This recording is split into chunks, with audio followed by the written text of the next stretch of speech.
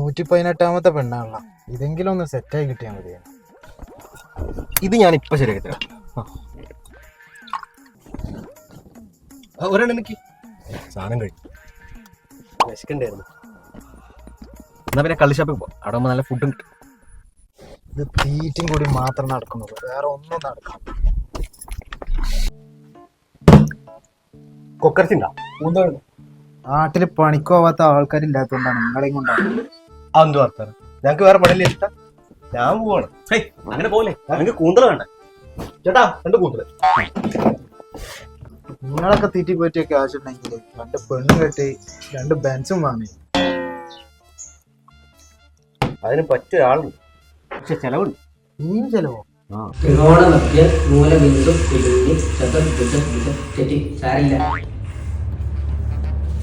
ഇത് അച്യുതന്റെ മോളല്ലേ? അതെ. അച്യുതൻ എനിക്ക് വളരെ വേണ്ടപ്പെട്ട ആളാണ്. ഇതൊരിക്കലും ചേരാൻ പാടില്ല.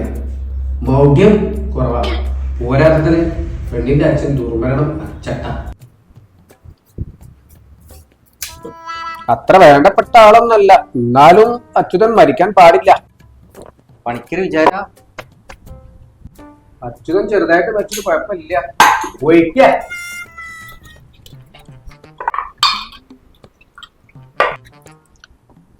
വെള്ളം ഒഴിക്കണ്ടേ?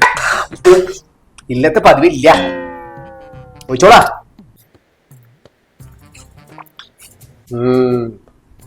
എന്നാലും ഭരണയിൽ മൂലം വരുമ്പോ പ്രശ്നമാണ്. എന്റെ പണിക്കരെ ആ മൂലം അവിടെ നിന്ന് മാറ്റി വെക്ക. ഇപ്പൊ ശരിയായല്ലോ. അച്യുതൻ മരിച്ചാൽ എന്താ, അനക്ക് ഞാനില്ലേ, ഒരു അച്ഛന്റെ സ്ഥാനത്ത് ഞാൻ നടത്തി തരും. അല്ല പണിക്കരെ, കുട്ടിയും കുടുംബമൊക്കെ എങ്ങനെയുണ്ട്? അതെനിക്കറിയില്ല. ശ്യാമള സൂപ്ര. ആരെ ശ്യാമള? പെണ്ണിന്റെ അമ്മേ, ഇടയ്ക്ക് ഇവിടെ ഊതാൻ വരാറുണ്ടേ. ഊതേ? ചിരട് ഊതാൻ വരാറുണ്ടേ. ബീഫ് ഫ്രൈ ഇല്ലേ? ബീഫ് ഫ്രൈ ഒന്നും ഇല്ല.